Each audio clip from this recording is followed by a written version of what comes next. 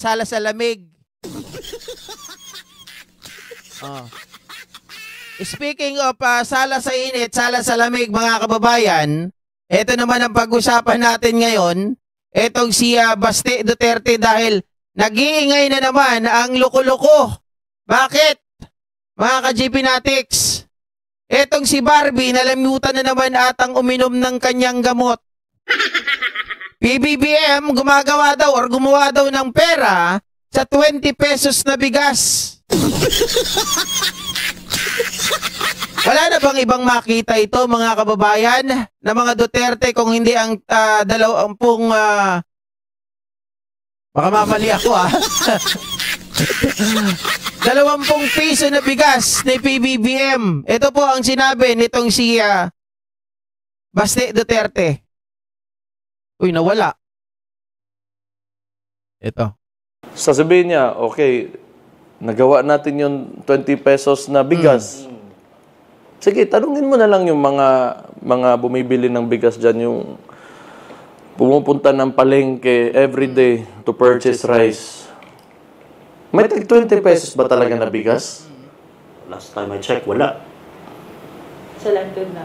Sila, meron. Nag-roll out sila, Mayor. Ito, tingnan nyo, pakinggan nyo maigi mga kababayan, kung gaano kaliit ang utak ng isang Baste Duterte. Talagang hindi po nag-iisip ng maayos. Locations nationwide. Oh. Co-ops, I think, dinaan nila sa Yeah, but it's a subsidy of the government. Yes. It's not the actual... Wait lang. Sagutin ko lang muna to. Bakit may disbarment case na ba si BP Sara sa Supreme Court? May nag-file po si Larry Gadon mismo to disbar itong si Sara Duterte, pero wala pong aksyon.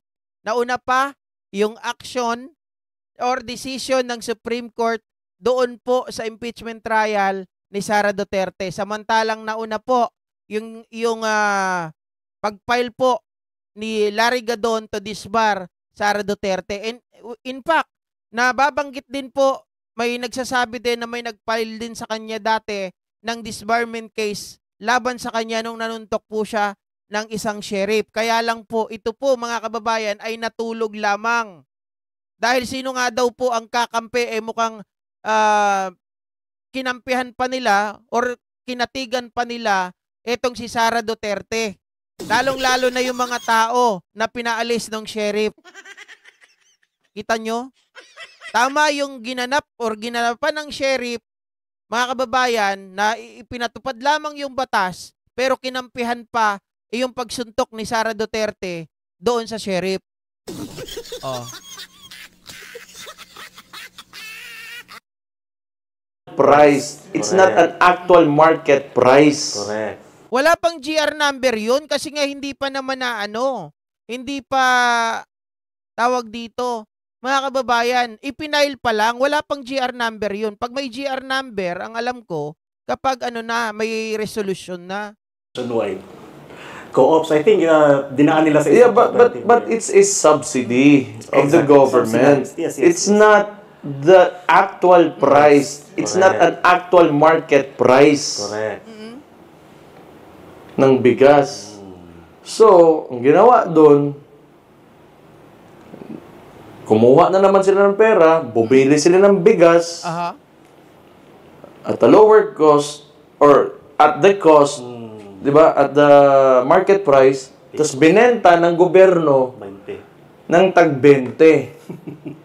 But it doesn't mean na yung actual market price talaga ng bigas na may 20 pesos na bigas. Tinitwist kasi nila yung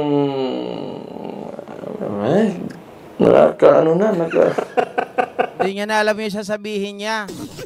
Alam mo, Baste Duterte, ganito yan. Anong sinasabi mo na ang gobyerno ay kumita ng pinagkapirahan na naman itong 20 pesos na bigas, nagkapera daw si PBBM doon. Sabihin ko sa iyo Baste Duterte, ano ba ibig sabihin ng subsidy? Ang subsidy, mga kababayan, ang sabi dito sa Google, ayan, ginugol ko na para sa iyo para sa lahat lang. O, sabi dito, a sum of money granted by the government or a public body to assist an industry or business so that the price of a commodity or service may remain low or competitive. Ngayon mga ka-GP Natics, ano ba ang kumbaga sa ano natin, ano ba what's in it for the farmers? Para saan din mga kababayan, para sa gobyerno natin? Ano ba ang kahalagahan nito sa ginawa ni Pangulong Bongbong Marcos? 'Di ba sabi ng Google, yung subsidy daw dito mga kababayan is a sum of money granted by the government or a public body to assist an industry or business so that the price of a commodity or a service may remain low or competitive. Ngayon, mga kababayan, mga ka-GP Natics, nahihirapan po ang ating mga kababayan. Okay. Ano po ang advantage ng ginawa na subsidy na to?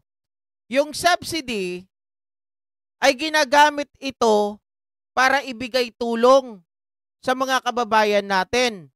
Kumbaga, nahihirapan sila pagdating po sa presyo ng bigas. Para hindi mahirapan, mga kababayan, mga ka-GP Natics, tinutulungan natin sila. Tinutulungan ng gobyerno yung mga kababayan natin na ma-afford nila yung presyo. 'Di ba?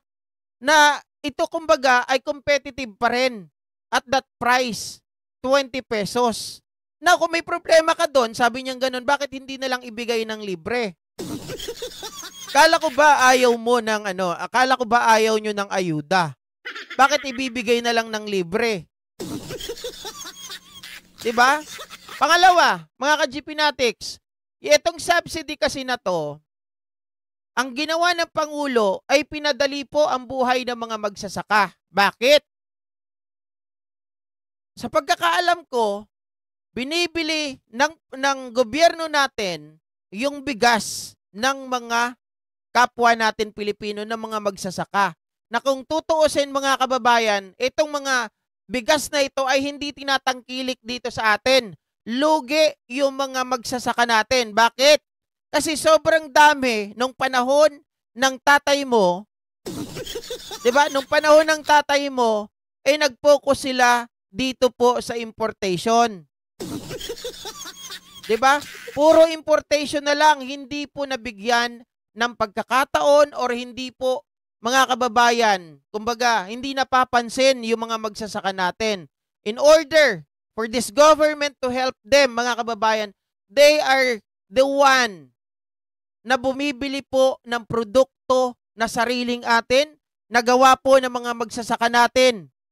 'Di ba? Sa madaling salita, mga kababayan, natulungan natin yung mga magsasaka para hindi na sila mahirapan humanap kung saan po ibibenta. Kasi pag binili po sa kanila ito ng mga traders or sabihin natin ng mga midman pa yan, kung sino pa man yan mga nagnenegosyo, ang gagawin dyan, bibilihin lamang yan na mura. 'Di ba? Pero sa atin, ang ginawa ng Pangulo, tutulungan namin kayo kasi ang benefit sa ating magsasaka mga kababayan, kumbaga sa kanila, hindi sila lugi. Pangalawa, syempre, itong mga to, sisipagin pa sa kanila pong pagtatanim. 'Di ba? Sino nga ba naman ang magtatanim pa kapag halimbawa yung itinatanim mo ay wala nang gustong bumili? Or may gusto mang bumili, babaratin pa mga kababayan. O di mas maganda na yung gobyerno ang bumili, nakatulong sa magsasaka, nakatulong din doon sa mga consumers. Ewan ko dito, kaya Basti Duterte. Ginagawa tayong tanga. Oo. Exactly. In other words, ginagawa tayong tanga. Oh, ginagawa Diba? daw tanga. Tapos Ito yung mga rin ni co-host niya, mga dakilang dakilang ginagawa tayong tanga pero hindi nila naisip kung ano po ang benefit nung pagbibigay mga kababayan ng subsidy ng ating gobyerno. 'Di ba? Tulungan ang both side, magsasaka at yung consumers. 'Di ba? Mga kababayan, sige, subukan niyo magtanim. Pagkalaki-laki po ng inyong tawag dito, ng inyong puhunan, pagod nyo pa. Tapos pagdating po ng anihan, walang bibili sa inyo. Or may bibili man, gagawin, babaratin. O, ganito na lang bili namin dyan, 15 pesos. O, mga kababayan, tingin mo, hindi init ang ulo mo, tingin mo, gaganahan ka pa magtanim? Kasi nga, super duper dami po, mga kababayan, sabihin po natin ang totoo. Masyado pong na-take advantage nung nakarang administrasyon. 'Di ba? Yang pag-i-import ng bigas, nag-focus na lang sila dyan sa import na yan. Alam naman natin, marami ang kumikita dyan. Kaya napapabayaan na yung sariling atin. Mga tao, araw-araw nasa palengke yan. It's a subsidized program of the government. It's not the actual market price of rice. Sabi ni Junbag, yung subsidy kuya, di po siya pang long term. Sino ba nagsabi na long term siya?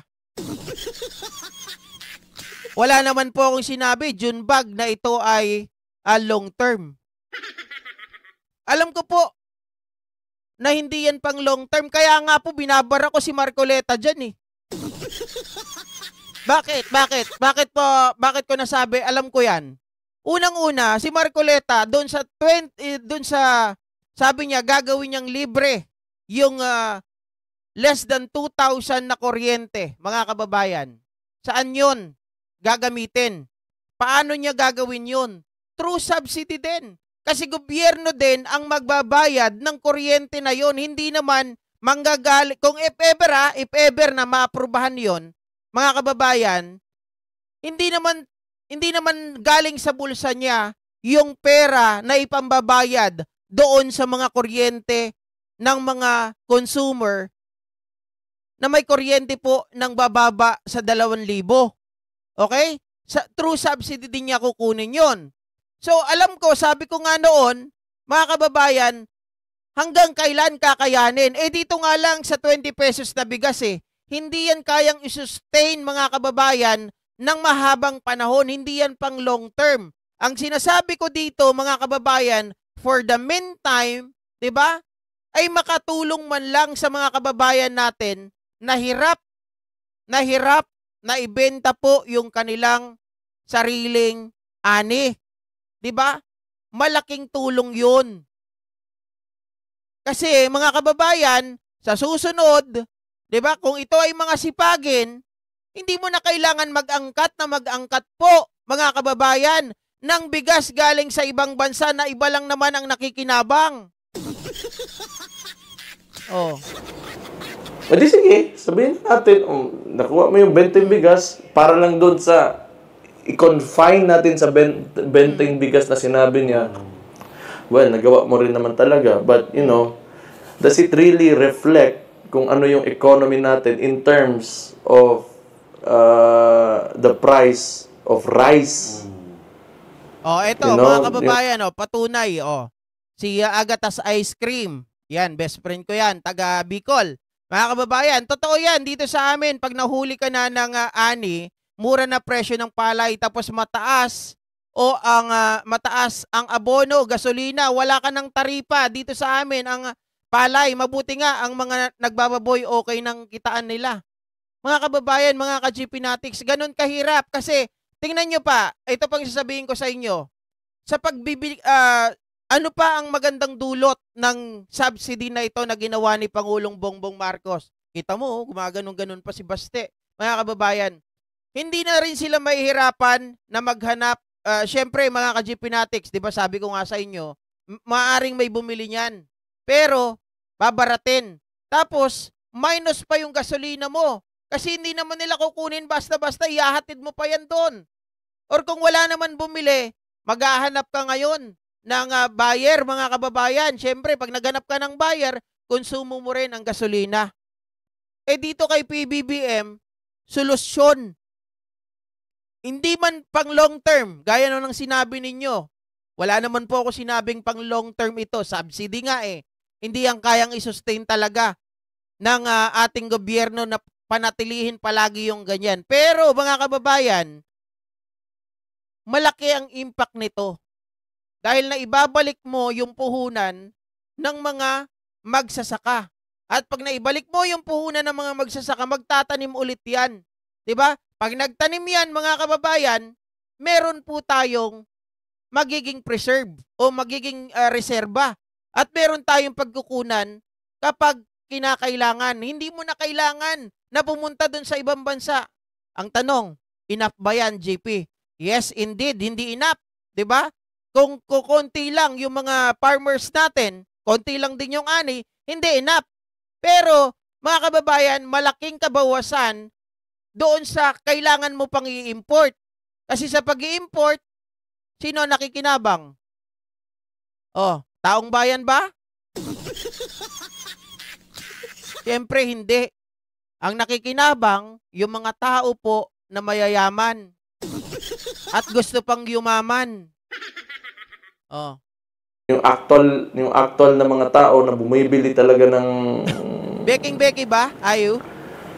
mahirap talaga, mahirap sumasakit ulo ko pagka iniisip ko. Sakto talaga. Sasakit We're talaga ang representing ulo of mo the pag di public mo naiintindihan yung gawain ng subsidy. Yung mga dalawa naman dito, kala mo, napakatatalino eh. Oo, niluloko lang tayo. Ang totoo, niluloko lang kayo ni Baste. is to see this price, the 20 pesos, dyan sa tindahan. No? Not through Kadiwa stores or through specific location. Hindi kasi if you really want to subsidize yung bigas, just give it to them for free. Kasi may pera naman talaga. Pero Mga kababayan, Diyos mio. Okay. Sa nagsabi kanina, hindi ito pang long term. Tama yon. Pero mga ka-GP Natics, ganito kasi yon. Sabi ni Baste, if you really would like to give it to them, if you really would like to give them a subsidy, why don't you give it for free? Mga ka-GP Natics, kapag binigay mo po ito ng libre na lang, alam niyo ang mangyayari dyan? Lalong lulubog kaagad ang gobyerno. Diba? Dito kasi, mga kababayan, kumbaga para sa akin, binabalanse lang ng gobyerno. Okay, kailangan habulin lang natin yung ganito. Siyempre, kapag binili mo yan ng mas mahal doon sa mga farmers, ibinenta mo ng 20 pesos, mga kababayan, kahit pa paano, may gain tayo dito. Diba? Although lugi, may gain tayo kahit pa paano. Unlike doon sa 0-0 na ipamimigay mo ito ng libre, may gain ba ang gobyerno? May makukuha ba? Wala. Parang ang ginawa mo na nito, mga kababayan, 'di ba? Sabi nyo, ayaw nyo ng ayuda. Di parang tinuruan mo pa na maging tamad yung mga Pilipino. 'Di ba? dapat selected na doon kailangan kung sino yung nangangailangan talaga. Ilibre mo na lang yan. But the actual market price, di mo talaga ma-change yan unless you improve the economy. Diba? So how do you improve the economy? Infrastructure. Magsisimula ka talaga dyan so that people can move around, comfortably and freely. So, magkakaroon ng economic stimulation. Diba? So, businesses will put up, magkakaroon ng employment, then, people will earn. diba? Magkakaroon ng pera yung tao. So, pag may pera yung tao, makakabili sila ng bigas, then, so ngayon, pag may demand, wow naman. Kasi parang expert Kung magsalita, ganun-ganun na lang Bakit hindi mo yan na ginawa nung panahon ng tatay mo? Na magkaroon ng that can people magkaroon daw ng maraming trabaho. Okay, mga kababayan, back to you. Kung ganyan ang iniisip mo, bakit ang tatay mo mas pinili nila na mag-import ng bigas? Sa makatuwid, mga kababayan, yun ba ay nakakapag-create ng job sa mga kababayan natin? Hindi.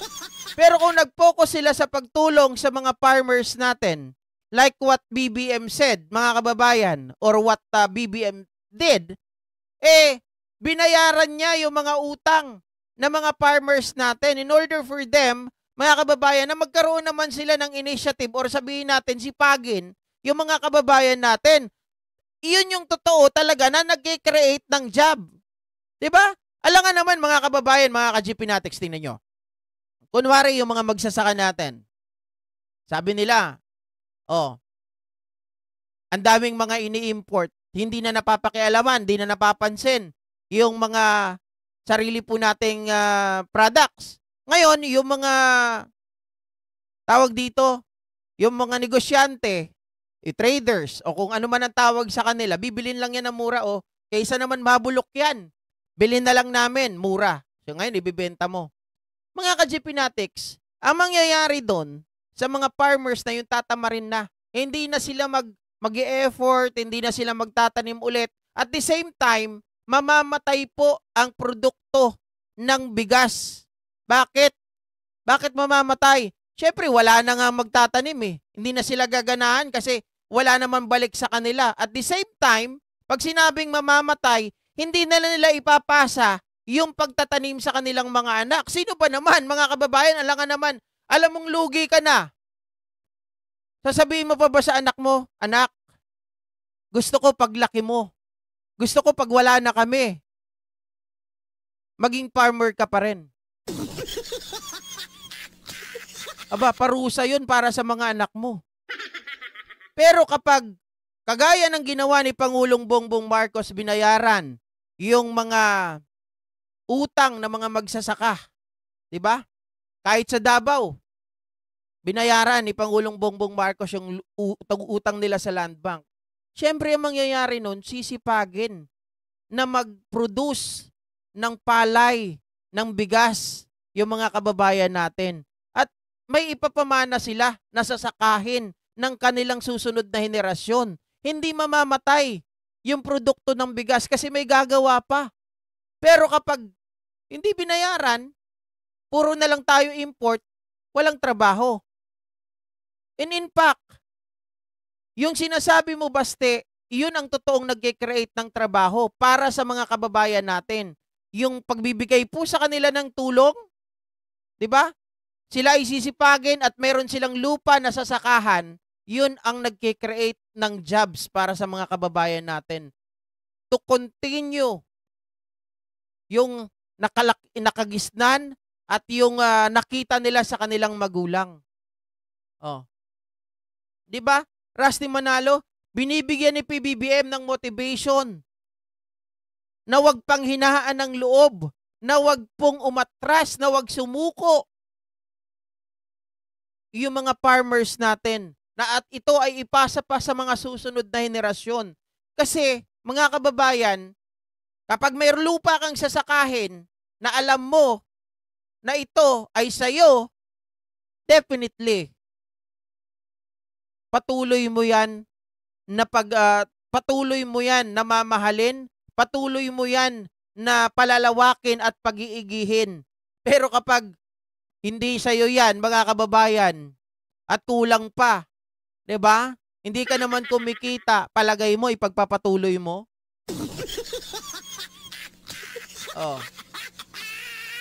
Yun ata ang gusto mo Basti Kasi kung matalino ka talaga, dapat noon pa lang, yung tatay mo nakaupo, oy tatay, eto sundin mo, kailangan ganito gawin mo. Hindi mo nga tinuruan, wala nga kayong sinabi na huwag kayong mag-import ng bigas.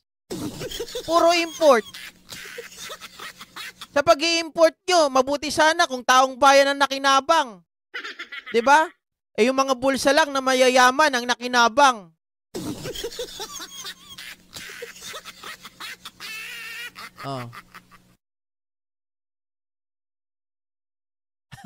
Corazon Taiko, napanood ko sa mga vlogger, hindi nakakain ng bigas. Tulungan mo, puro kamote kinakain.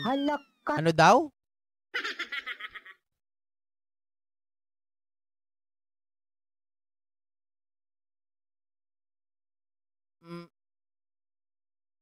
Okay. Sabi ni Junbag, bentang palugi. Hindi nyo kasi nakikita kung ano yung benefit nun. 'Di ba? Yun ang hindi nyo nakikita. Sa totoo lang, mga kababayan. Minsan, sa buhay, kailangan po natin magpatalo. 'Di ba? Kailangan natin sumugal. Kailangan po natin, minsan, hindi puro panalo. mga kababayan. Pero sa pamamagitan po ng mga ito, sabi ng iba, Band-Aid solution lang yan. Hindi yan Band-Aid solution. Kasi, long term, yung magiging benepisyo nung mga magsasaka natin. At kapag sila po ay nagsisipag at nagtatanim, sabi ko kanina, hindi mamamatay ang industriya ng bigas. Dahil pag namatay ang industriya ng bigas, ang mangyayari na lang, aasa na lang kayo sa importation. Halak ka. Diba? Ganun lang yun. DDS yan, GP, obvious naman ang naratibo niya eh. Okay lang yan, walang problema. 'Di ba? As long as etong si ang pangalan niya, Junbag ay hindi nagmumura, okay lang yan, wala namang problema eh. At least ako na iparating ko yung gusto nating sabihin na mga kababayan, ito tama naman siya, bentang palugi. Pero hindi nila nakita in the long run, mga kababayan, mananatili po ang industriya ng bigas. Dahil po sa pagbibigay natin ng motivation o pagbibigay ng Pangulo ng motibasyon para po magpatuloy sila, hindi sila tamarin at patuloy po sila na mag-produce ng bigas para sa in the near future ay hindi na po natin kailangan na tayo po ay mag-import na mag-import. Diba? Oh.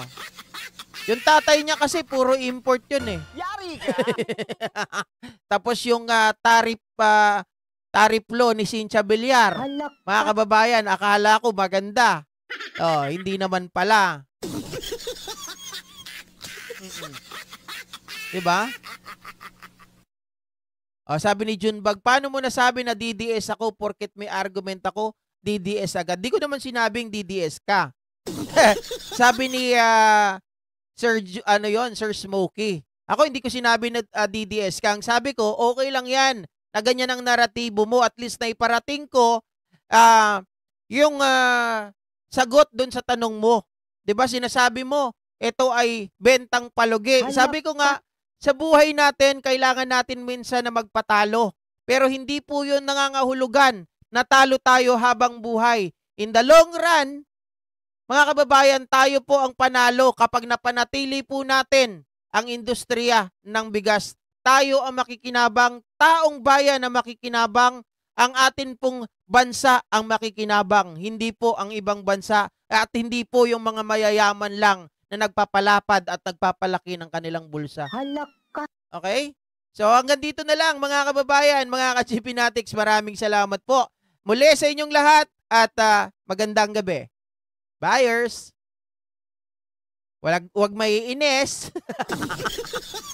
Bye-bye!